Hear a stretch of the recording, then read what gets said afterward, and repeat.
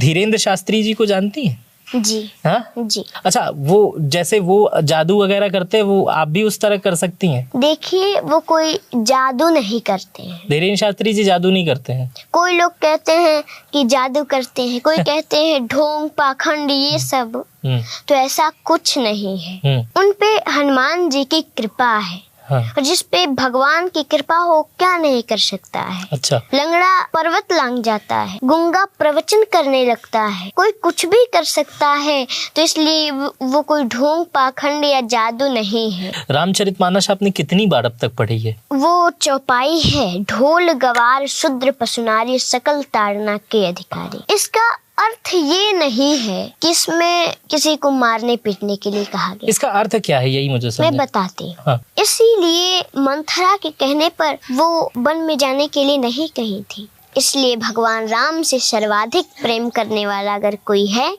तो माता कैकेयी। आज मेरे साथ दुनिया की सबसे छोटी कथावाचक है, जिनकी उम्र महज 8 वर्ष है और ये 4 वर्ष की उम्र से कथावाचन का कार्य कर रही है। बीते दिनों इन्हें प्रधानमंत्री बाल पुरस्कार दिया गया है, जो राष्ट्रपति के द्वारा दिया गया है। आज ये इतनी मशहूर हो चुकी हैं कि दूर दूर से लोग इनकी कथा सुनने आ रहे हैं। हम लोग भी काफ़ी दूर से आए हैं और इनकी कथा में काफ़ी लोग सुनते हैं और इनसे प्रेरित होते हैं और अपने कार्य पे लग जाते हैं। उम्र भले ही छोटी है लेकिन ज्ञान बहुत बड़ा है। मेरा नाम मित्र प्रकाश है, आप मीडिया लैंड मेरे साथ देख रहे हैं और यहाँ पर हमारे साथ अनुष्का जी हैं। ये अनुष्का जी, अनुष्का कह सकता हूँ आपको? हाँ, देवी जी बहन, इस क्या कहते हैं लोग आपको प्यार से? पूजनीय अनुष्का पाठक जी। हाँ, अनुष्का पाठक जी। इतनी कम उम्र में इतनी प्रतिभा आपको देखकर खुद लगता है कि आपके, पहले ये बताइए आपकी कोई दोस्त है? देखिए, हमारे मित्र, हाँ, माता पिता, सब कुछ, भाई बहन तो सब भगवान ही हैं। हाँ जी। स्कूल जाती हैं? जी हाँ। तो 4th में पढ़ते हैं। 4th में पढ़ती हैं? 8 साल की उम्र में 4th में पढ़ती हैं। तो स्कूल में कोई मित्र वगैरह बना? स्कूल में मित्र तो नहीं है। नहीं है? कोई बनने की कोशिश नहीं करता है या बनाती नहीं है आप? नहीं, हमारे मित्र तो हमारे भगवान हैं। हाँ। ये कहाँ से ये प्रेरणा आई इतनी छोटी उम्र में? ये पिज्जा खाने की उम्र है, कॉलेज स्कूल जाने की, बैग टांग के। इस उम्र में बच्चे जो, जब मैं आपकी उम्र का था तो स्कूल नहीं जाता था, तो आपके अंदर ये प्रतिभा कहाँ से आई अनुष्का जी? हमारे पिताजी, हमारे घर से थोड़ी दूरी पर एक रामकोला शहर है, वहीं पर कथा कह रहे थे। तो हमारे बाबा जी कथा सुनने जा रहे थे। हम बोले हम भी चलते हैं कथा सुनने। गए और पीछे से ही हम कथा सुन के और घर चले गए। और जो भी हम कथा सुने थे सब हमको याद हो गया। अच्छा। हम अपने बड़े पिताजी को जो भी सुने थे सब बताए और बोले हमको भी कथा करना है। वो बोले कथा कोई आसान चीज नहीं है जो तुम कह लोगी, तुम नहीं कह पाओगी, लेकिन हमने कहा नहीं, हमें कहना है। तो फिर अगले दिन गए और जितना सुने थे सब बैठकर कह दिए। तभी से हम कथा कहना शुरू कर दी। अच्छा, ये कितनी देर आप सुनी थी वो कथा? वो हाँ, कितने 15-20 मिनट। और वो 15-20 मिनट आपने दोबारा जाके 15-20 मिनट कहा, क्या उससे देर कहा? जितना सुने थे उतना बताइए। जितना सुनी थी उतना बता दिया। उसके बाद से ये पढ़ाई लिखाई आपकी ये कहाँ से होती है, जो आप भागवत करती हैं? जी हाँ, तो वो पढ़ाई लिखाई कहाँ से होती है? देखिए, अभी तो हम किसी गुरुकुल वगैरह में पढ़ने नहीं गए हैं। हाँ। भगवान की कृपा से हम कथा कहते हैं। कौन सिखाता है आपको? यही तो मैं जानना चाह रहा हूँ, मैं भी सीख लूँ उनसे, इतनी कम उम्र में इतना ज्ञान। घर पे रहते हैं तो वैसे ही पुस्तक लेकर पढ़ते हैं और भगवान की कृपा से ही सब कुछ हो रहा है। अच्छा, आप अपनी उम्र के बच्चों से कभी मुलाकात करती हैं तो आप उनमें और अलग लोगों में डिफरेंस देखती हैं? ये जो अलग डिफरेंस होता है, वो बच्चे स्कूल से आके मम्मी खाना दे दो, चॉकलेट दे दो, मोमोज, पिज़्ज़ा, आप इस तरह के कितना सभ्य साधारण इस तरह से ये जो एटिकेट्स हैं, एटीट्यूड्स है, ये कैसे आ रहा है? ये कोई सिखाता है आपको? मम्मी पापा कौन सिखाता है? देखिए, कोई ये नहीं कहता है कि तुम कथा करो। हाँ। हमारे पिताजी या हमारे घर के लोग ये नहीं कहते हैं तुम कथा करो ही। हाँ। वो तो कहते हैं जो तुम्हें अच्छा लगे वो करो। हाँ। लेकिन हमें कथा में बहुत ही मन है। हाँ। इसलिए हम कथा कर रहे हैं। पिछले 4 सालों से आप कथा कर रही हैं, 4 साल की उम्र से आप कथा कर रही हैं। अब तक कितनी कथा कर चुकी हैं आप?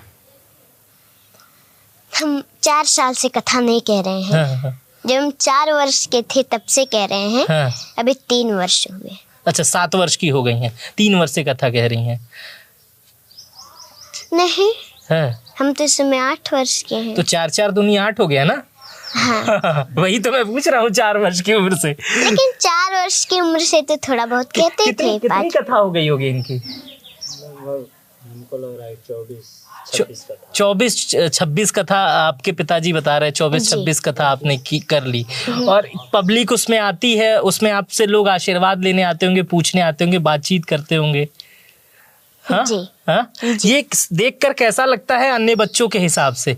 मैं इसलिए ये बच्चों के, मुझे बच्चे भी बहुत देखते हैं, तो बच्चे जो देखते हैं वो देखें। एक इससे पहले मैंने एक आप ही के उम्र के एक छोटे महंत जी हैं, उनका मैंने इंटरव्यू किया था, तो वो भी इसी तरह की बातें कर रहे थे। तो ये मैं जानना चाहता हूँ, ये प्रेरणा चॉकलेट की उम्र में भगवत की प्रेरणा मिल कहाँ से रही है? अब ये तो सब भगवान की कृपा है। ये भगवान की कृपा कह के आप सवालों का जवाब नहीं दे रही हैं ताकि और बच्चे सीख ना सकें, ऐसा है क्या? ऐसा है कुछ? नहीं, ऐसा कुछ नहीं है। अच्छा, ऐसा कुछ नहीं है।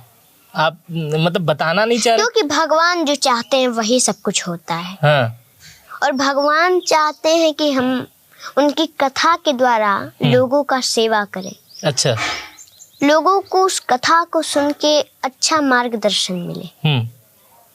अच्छा, मैंने आपकी एक वीडियो देखी है, उसमें आप ये बता रही हैं कि कैकेयी जो है वो राम की सबसे अच्छी माँ थी, लेकिन पूरी दुनिया जो है वो कैकेयी को राम की अच्छी माँ नहीं मानती है।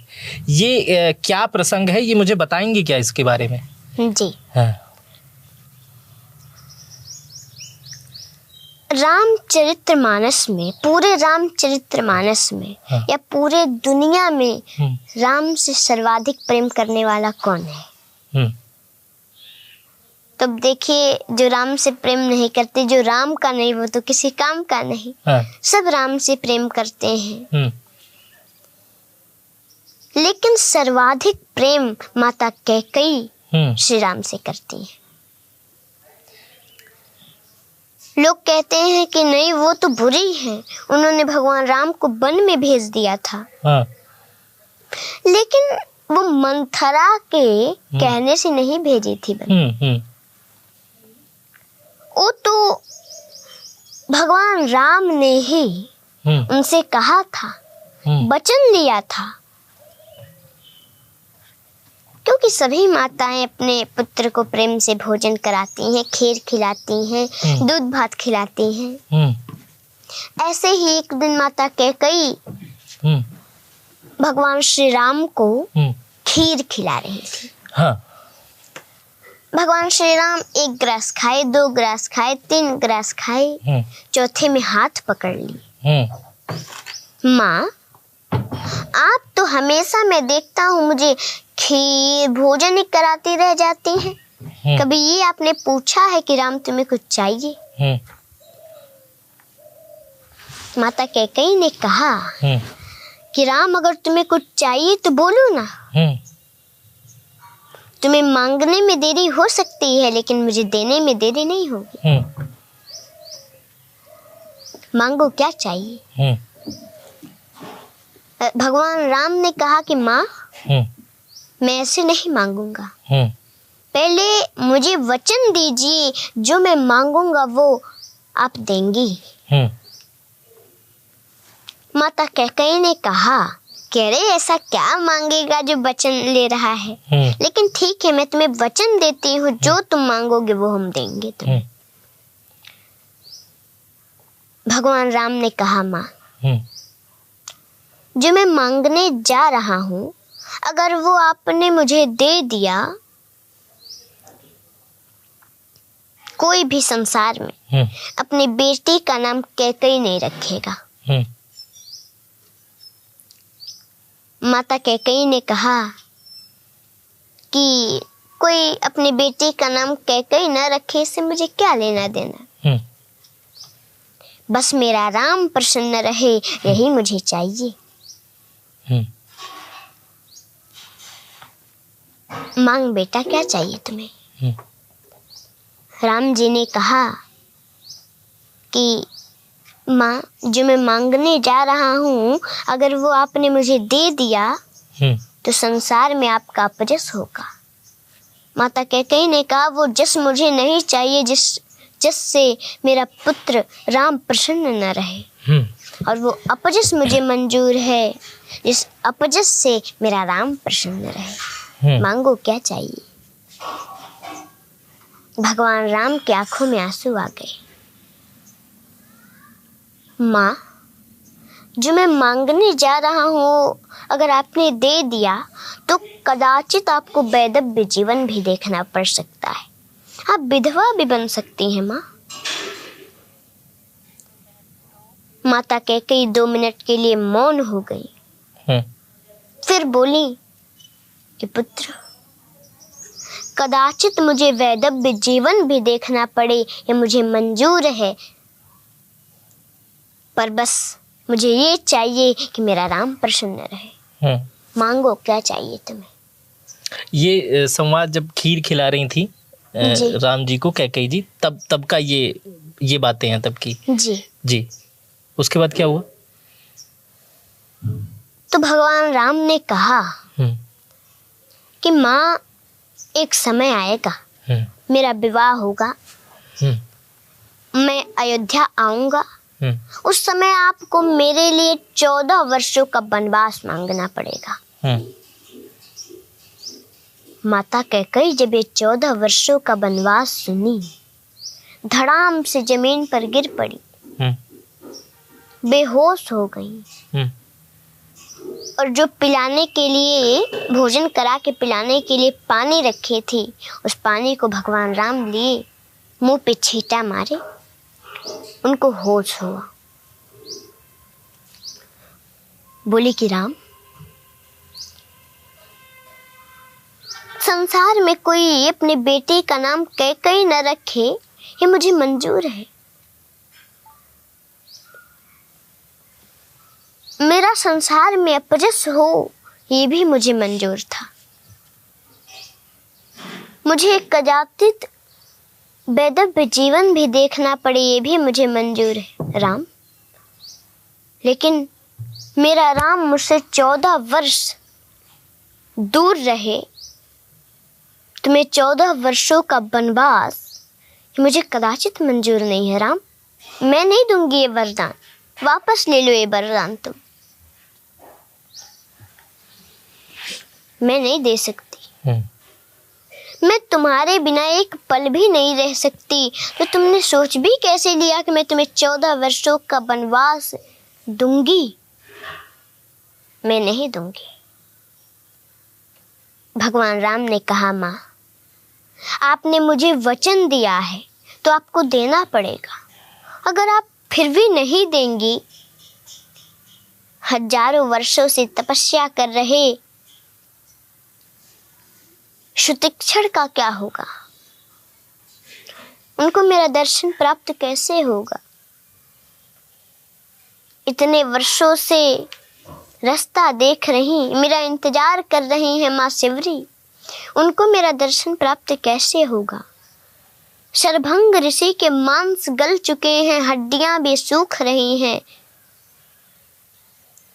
वो मेरे दर्शन के लिए व्याकुल हैं, उनको मेरा दर्शन प्राप्त कैसे होगा माँ?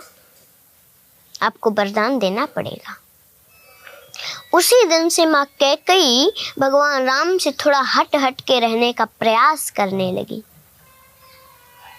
वो समय आया, वनवास मांगी, भगवान राम वन में गए। इसीलिए मंथरा के कहने पर वो वन में जाने के लिए नहीं कही थी। इसलिए भगवान राम से सर्वाधिक प्रेम करने वाला अगर कोई है तो माता कैकेयी है। जी, ये बड़ा ही अद्भुत प्रसंग आता है।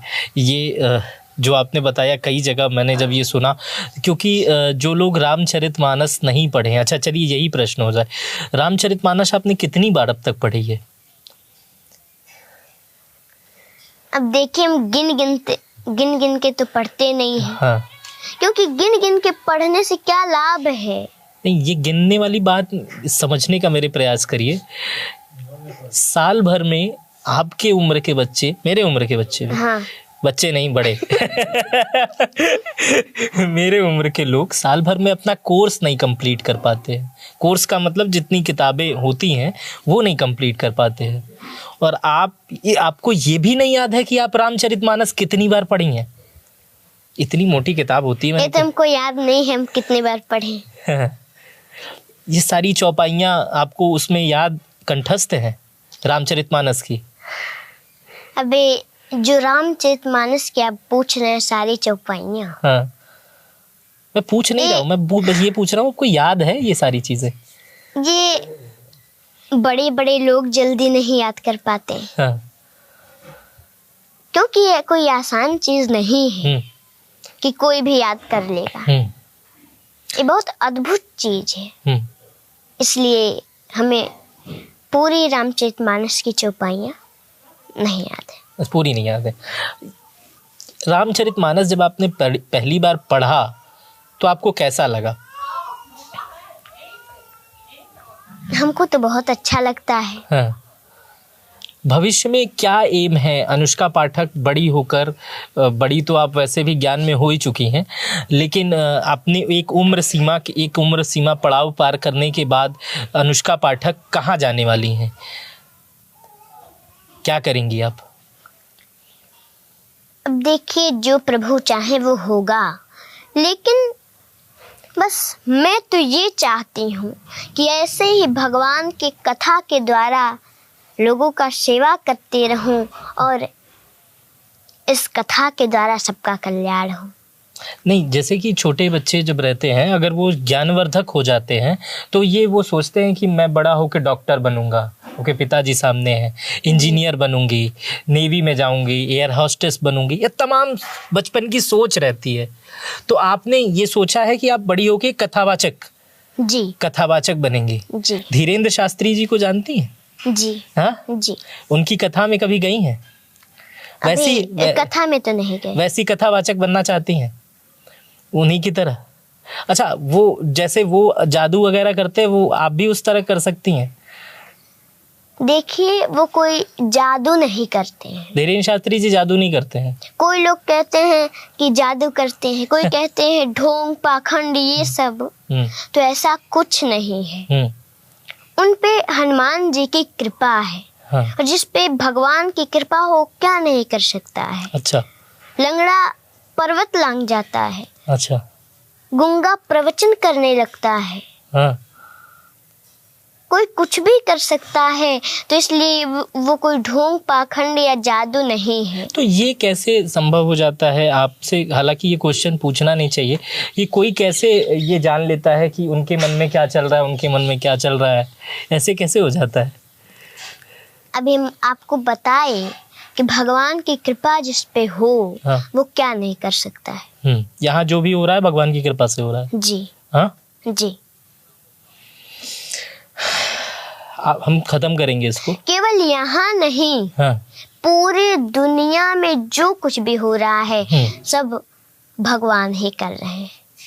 नहीं तो हम लोग क्या कर सकते हैं? रामचरितमानस का राजनीति पे कुछ प्रश्न कर सकते हैं आपसे? हाँ, रामचरितमानस को लेकर के पूछिए। रामचरितमानस का कई राजनीतिक दल के लोग हैं वो बड़ा विरोध करते हैं, कहते हैं कि रामचरितमानस में कुछ पंक्तियां ऐसी हैं, शूद्र गंवार ढोल पशु ताड़न के अधिकारी, इस टाइप का एक आप मुझे मेरे ख्याल से उसे आप अच्छे से व्यक्त कर लेंगे, वो समाज को बांटने का काम करता है, जिसमें ये डिफाइन कर दिया गया है कि शूद्र गंवार पशु नारी इनकी स्थान क्या है। क्या उसका आप मुझे बता सकती हैं अर्थ क्या होता है, या वो बांटने की चीज़ है या जोड़ने की चीज़? मैं बताती हूँ। हाँ, वो पहले पूरा श्लोक मुझे हाँ। वो चौपाई है, ढोल गवार शूद्र पशुनारी सकल ताड़ना के अधिकारी। हाँ। इसका अर्थ ये नहीं है कि इसमें किसी को मारने पीटने के लिए कहा गया। इसका अर्थ क्या है यही मुझे समझ। मैं बताती हूँ। हाँ। जो ढोल होता है सभी लोग जानते हैं, तो उसको अगर हम पीटें, अगर पीटने से वो बजता तब तो कलाकारों की कोई आवश्यकता नहीं पड़ती, फिर तो कोई बच्चा से बच्चा पीट देता, बजा लेता।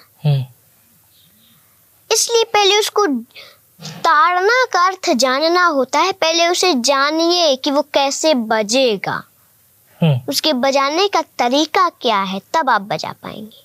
ताड़ना मतलब देखना, जानना, समझना उसको, नहीं तो देखने से बजेगा क्या? हाँ।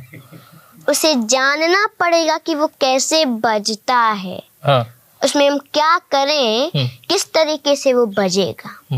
और गवार, कोई गवार है, पढ़ा लिखा नहीं है, तो उसके पास आप गए, इंग्लिश में उसे आप नमस्ते करेंगे तो समझेगा कि आप गाली दे रहे हैं उसे, और जब वो ये समझेगा तो वो भी आपको गाली देगा। वो तो जानता नहीं कि आप उसे नमस्ते कर रहे हैं, क्योंकि वो पढ़ा लिखा है नहीं, वो इंग्लिश जानता नहीं। इसलिए पहले उसे जानना पड़ेगा कि हम किस तरह से उसे समझाएं, वो किस तरह से समझेगा, उसे जानना पड़ेगा। और शूद्र, जैसे शरीर के, जैसे एक चारपाई है, उसके 4 पहिए हैं। चारपाई। और शरीर में भी 4 वर्ण होते हैं। जैसे ये जो सिर है हमारा, वो है ब्राह्मण, और ये जो हमारा हाथ है ये है क्षत्रिय, हमारा जो पेट है ये है वैश्य, और जो हमारा पैर है वो है शूद्र। तो ऐसा नहीं है कि शूद्र को मारने पीटने के लिए कहा गया है। कोई भी आता है घर में तो सिर को तो छू के कहता नहीं कि मैं सिर को प्रणाम करता हूँ, हाथ को छू कर तो कहता नहीं मैं प्रणाम करता हूँ, वो तो पैर को छूता है और कहता है मैं प्रणाम करता हूँ, पैर को प्रणाम करता है। इसलिए उसको भी जानना पड़ेगा। ढोल गवार शूद्र पशु, पशु यानी कोई एक गाय है, आप उसे सहला रहे हैं, उसे कोई दिक्कत हुई अंदर से, उसने सींग को हिलाया, आपको चोट लग गया, तो आप ये तो समझेंगे नहीं कि वो क्यों हिलाई, उसको कोई दिक्कत है कि क्या परेशानी है, आप सीधे उसे मारने लगे। तो पहले उसे जानना पड़ेगा कि उसे क्या दिक्कत है, किस लिए वो सींग हिला रही है। और नारी, जैसे माताएं होती हैं, घर में भोजन बनाने के लिए कुछ कम पड़ गया चीज, गुस्सा होके बैठी हैं, आप आए कहीं से और देखे कि गुस्सा होकर बैठी है तो उन्हें मारने लगे, तो मारना नहीं है, जानना है, उसे जानना पड़ेगा कि वो किस लिए गुस्सा है। आप जानते हैं नहीं कि क्या बात है, और आप उन्हें मारने लगे। इसलिए ताड़ना का अर्थ जानना होता है, मारना नहीं होता है। और रामायण की जो बात है, रामचरितमानस की, तो इसमें केवल जीवन जीने की शिक्षा मिलती है। इसमें एक माता को अच्छी माता कैसे बने, एक भाई अच्छा भाई कैसे बने, एक पिता अच्छा पिता कैसे बने, ये सब सीख मिलती है उससे। वो किसी को लड़ाता नहीं है, वो किसी को बांटता नहीं है, वो तो सबको जोड़ने का काम करता है। इसलिए मैं सभी लोगों से निवेदन भी करूंगी कि घर घर में लोग रामचरितमानस को पढ़ें। अब आप एक बात समझ लीजिए, केवल रामचरितमानस जी को एक बार प्रणाम करने से बहुत बड़ा फल मिलता है, तो पढ़ने से क्या होगा आप ही सोच लीजिए। इसलिए सभी लोग घर घर में रामचरितमानस को पढ़ें, क्योंकि उसमें जीवन जीने की शिक्षा मिलती है। और रामचरितमानस किसी को बांटने का काम नहीं, जोड़ने का काम करता है। और बिना उसको पढ़े, बिना समझे कोई इस पे गलत टिप्पणी न करे। एक कोई रामचरितमानस की जो आपकी सबसे फेवरेट पंक्ति हो, उसको सुना के खत्म कर दीजिए। भगवान राम का विवाह हुआ, वो अयोध्या आए, कुछ दिन बीता, उन्हें पता चला उनका राज्याभिषेक होने वाला है, लेकिन वो प्रसन्न नहीं हुए। इस समय तो किसी को छोटा मोटा पद मिल जा रहा है, बड़ा प्रसन्न हो रहे हैं, लेकिन वो प्रसन्न नहीं हुए। वो तो माता जानकी से कह रहे हैं कि जानकी मुझे अयोध्या में आज कुछ अनुचित सा लग रहा है। हम चारों भाइयों का जन्म एक साथ हुआ, उपनयन संस्कार एक साथ हुआ, पढ़े एक साथ, विवाह भी एक साथ हुआ, तो मुझे राज्य अकेले क्यों दिया जा रहा है? भरत और शत्रुघ्न मामा के घर है। फिर अगले दिन पता चला कि नहीं 14 वर्षों का वनवास मिल गया। उस समय वो दुखी भी नहीं हुई। प्रसन्नता ज्ञानगताभिषेकतस् तथा न ममले वनवास दुःखतः मुखं भुजश्री रघुनंदनस्य मे सदस्तु सा मंजुल मंगल प्रदा। इसलिए हर परिस्थिति में एक समान रहना चाहिए। कोई खुशी की बात हो उसमें ज़्यादा खुश भी नहीं होना चाहिए, और कोई दुख की बात हो उसमें दुखी भी नहीं होना चाहिए। हर परिस्थिति में एक समान रहना चाहिए, तो कल्याण हो जाएगा। हमारे साथ आज कथावाचक, सबसे छोटी उम्र की कथावाचक अनुष्का पाठक थी। हालांकि भागवत कहती हैं, रामचरितमानस का ये पाठ करती हैं, लोगों को सुनाती हैं, लाखों करोड़ों इनके दर्शक हैं। अगर ये वीडियो हम लोग बनाना शुरू करें, इनसे बातचीत शुरू करें और खाने पीने का बीच में मामला चलता रहे, तो ये मुझे लगता है कई महीनों तक चल जाएगा और चीज़ें ख़त्म नहीं होंगी। लेकिन इस वीडियो को यहीं ख़त्म करेंगे। और आप मुझे बताइए कि आपको ये वीडियो कैसी लगी। अगर आप ये वीडियो यूट्यूब पर देख रहे थे तो चैनल को सब्सक्राइब कर बेल आइकन दबा दीजिएगा। फेसबुक पर देख रहे थे तो कमेंट करके ज़रूर बताइएगा। अपना बेहद ख्याल रखिएगा। बहुत बहुत शुक्रिया।